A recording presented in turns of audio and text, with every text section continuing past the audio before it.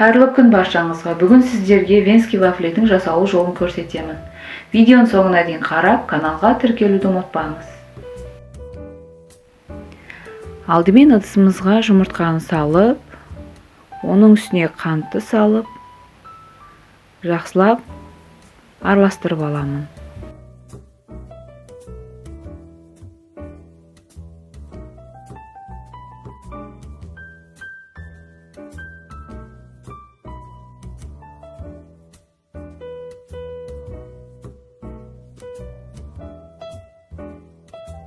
Енді осының үстіне ванильді қантымызды саламыз.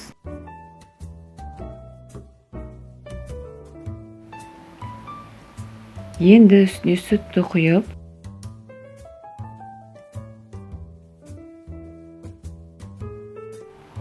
ертілген сары майымызды құйып, барлығын жақсылап араластырамыз.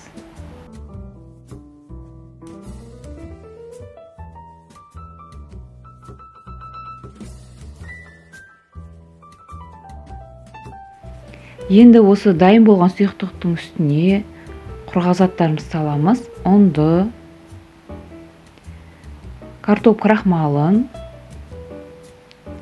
қопсытқышты, яғни разрыхителді салып, барлығын біркелкі араластырамыз. Түйіршік болмайтындай етіп жақсылап араластыру керек.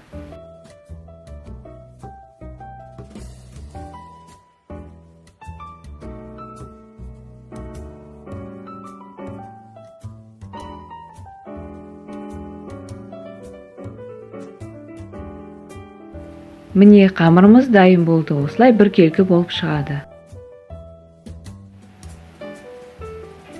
Енді вафельницамызды алдын ала қыздырып қоямыз. Қызып тұрған вафельницаға осылай қамырымызды толықтай құйып,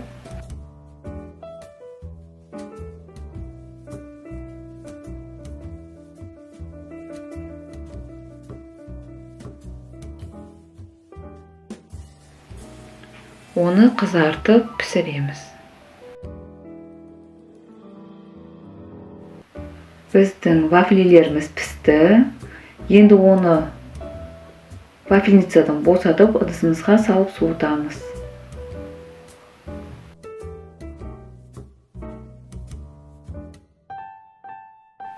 Дайын болған вафлиді қалауыңызша әсемдеп қойсаңыз болады.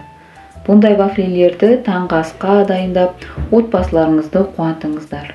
Видеоның соңына дейін көріп тамашалағандарыңыз үшін рахмет. Астарыңыз дәмді, отбасыларыңыз аман болсын.